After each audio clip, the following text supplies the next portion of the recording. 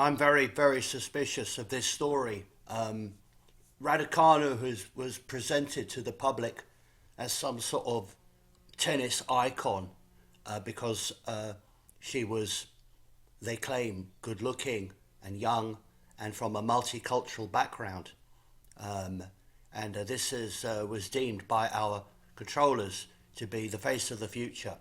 And at the time, I remember people were saying, "Oh, you small-minded people who think Britain should be primarily for British people. Look, Emma's brought us glory. She's won a Grand Slam. Oh, wow! Thanks to her, she's going to be a multi-billion pound star in future." Well, her results since that fluky win, I think, have been pretty poor. I mean, she's obviously a decent tennis player. You'd have to be a decent tennis player to win a tennis tournament. But she was massively overrated and overhyped, and she was given enormous sums of money. She was given an MBE immediately. She was the face of lots and lots of airlines and luxury brands. But her results, tennis-wise, have been rather poor, especially considering the hype.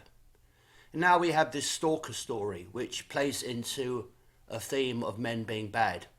And it's how they use news, or they use what we are told is news, in order to create an agenda, right?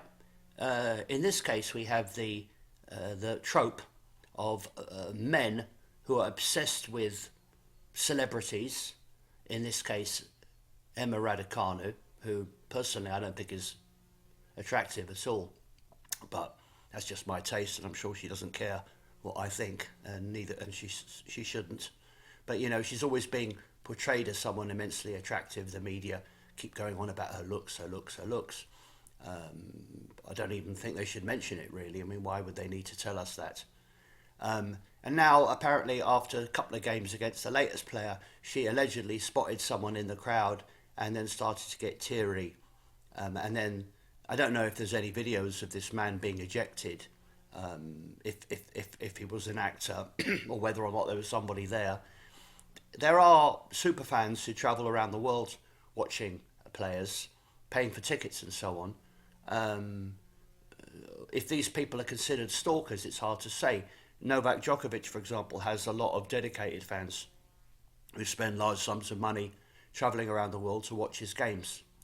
And all popular tennis players will have these people. Obviously, if it's a woman, then the claim is that it's always some obsessed person, fixated behaviour, whatever that means. Fixated behaviour. I mean, anyone who spends a lot of money to watch a game of sport, essentially meaningless, is also exhibiting fixated behaviour. But I'm suggesting, in my view, especially the backstory has immediately been written. Look. Oh, look. Look at my face. Oh, I'm so upset. And targeted by a fixated man. So now she's got another excuse. I mean, for example, her previous excuse was blisters. No professional tennis player who's been playing tennis for years and years will get blisters because their hands will be completely and utterly used to holding a racket. Plus, they get brand new overgrips. I mean, I play tennis myself.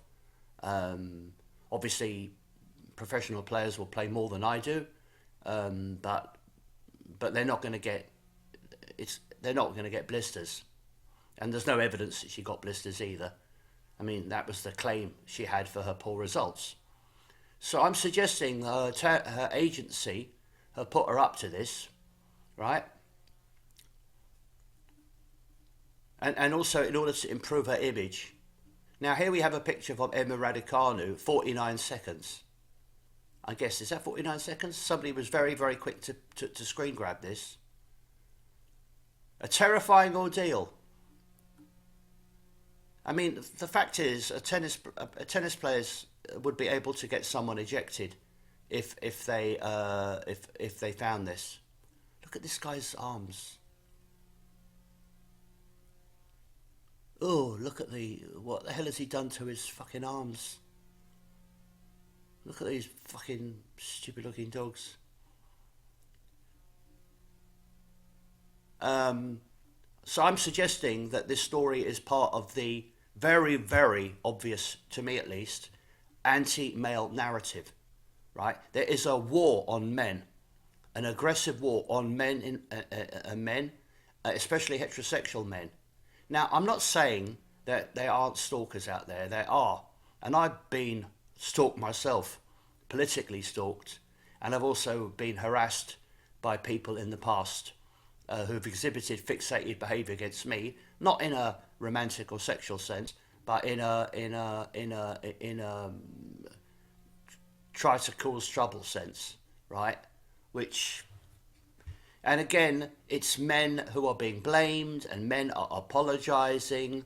I mean, I'm not responsible. Even if this story is true, and frankly, I don't think it is, even if the story is true, it's got nothing to do with me. And yet, for some reason, I'm being blamed because I'm a male. I'm not going to take responsibility for what supposedly somebody with more money than sense is supposed to have done. Who the hell can afford to go to Qatar to watch Emma Raducanu? I mean, frankly, it'd be a bit of a waste of time going because she usually loses in the first round, right? So what are you going to do? Fly all the way there for one game?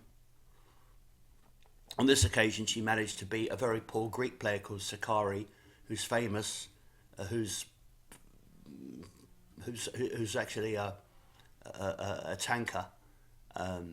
So here we have this picture, Jane Austen, Emma, and we have a little cup of what could possibly be coffee with a heart. Thank you to Carolina for being a great sport. Look, they've even got they put it all in italics and everything. Look, this is a PR thing, isn't it? Jane Austen, Emma. Yeah?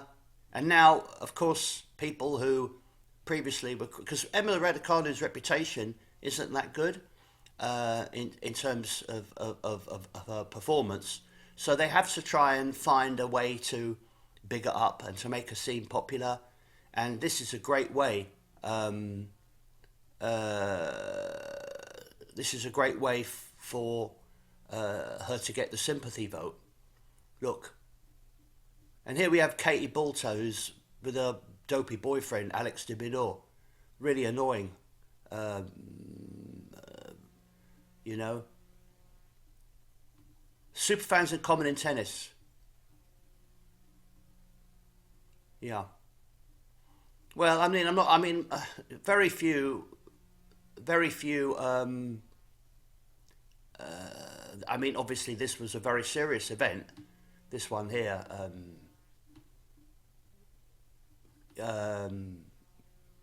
Monica Seles, whose career was effectively ended by that. So obviously what they're doing is they're portraying something that is actually perfectly possible and plausible. And because something is possible, if it's presented to the public, then the public think it must have happened. But just because something could happen doesn't mean it did happen, right? Yes, there are stalkers out there, right? But I think in this case, right, it was staged in order to get her sympathy, right? That's what I truly think. I think at least it should be considered as a possibility. I may possibly be wrong. I wouldn't know. I wasn't there. I don't know Emma Raducanu. I know her stories about blisters and all the rest of it were fake. Yeah, that's simply bullshit. So she's being managed.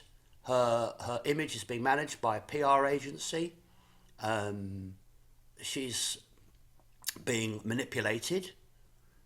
She's being groomed for a role as some sort of her lack of tennis success is going to be blamed.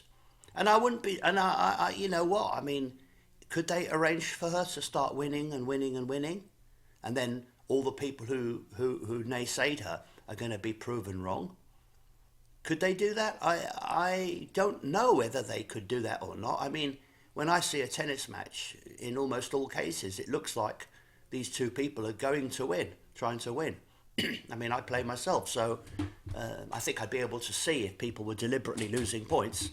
I mean, actually, funnily enough, I should mention that because Djokovic's game against Zverev in the semi-final at the Australian Open, um, it was 7-6-5 to Zverev, and Djokovic hit the net with a shot, which was an easy shot for him. It would have been an easy shot, and I had the feeling that he deliberately lost that set. So I think occasionally players might who realise they can't carry on might lose, might just give up and tank for that reason. So all I'm saying is, if you look at media, you'll find that there's a theme throughout the media of men, and they what they try to do is, oh, there's somebody who's been stalking Emma Raducanu. I mean, it's not explaining what this guy has done apart from show up at a tennis game. I mean, that doesn't seem that horrific to me. Tennis players will be used to seeing the same people at lots of games. If you go to Wimbledon every year, there will be lots and lots of people who were there the year before. How would you know that these people are stalkers? What did this guy particularly do? And who is he anyway? And are there any videos of him being ejected from the stadium? Right? And did he necessarily do anything wrong? I mean, just because some of these guys just, I don't know. I think it can't be denied. All these stories about gangbang of pensioners and when she's drugged. I mean, God, that woman's fucking ugly, man. You would be, I mean, who the hell would want to do that? They were queuing up round the block for this opportunity. Yeah, right, sure. So, and of course, Israel always with its baby stories and all this, try to get people. I mean, when I see news, I know what is the agenda, what is the theme. This Emma Raducanu stalker story is designed to get us to sympathise with her as an innocent victim, i.e., she almost certainly would have won if it hadn't been for this horrible stalker, and B, as part of a long-term anti-male agenda, right? And I'm going to make it clear, I am not responsible for the actions of other people. I am only responsible for my own actions. I am responsible for my own actions, but I'm not responsible if some freak annoys Emma Raducanu, then I'm sorry for her and he should be dealt with. But that's nothing to do with me. And just because I'm a male doesn't give anyone the right to have a pop at me because of what some dysfunctional idiot is doing, right? If a woman kills someone, it doesn't mean that women are bad. We don't try and extrapolate that and blame. I mean, what Israel does is if they claim terrorism by Palestinians, they fucking go out and kill all the Palestinians. Even the 99.99% of them who, even official story, have nothing whatsoever to do with it. That's their justification. And they use the media to portray their propaganda. Disgusting. Absolutely disgusting. So I'm saying that the backstory to this Emma Raducanu stalker story shows foreknowledge, and that the media were already on the case and already had the articles pre-written or were expecting it, and this is what they do. So when you see the news, ask yourself, what do they want? What is the agenda? This is anti-male agenda, right? Anti-male agenda, using a celebrity as the bait, and attempting to get men in general to take the blame for something they've got nothing to do with. Thank you.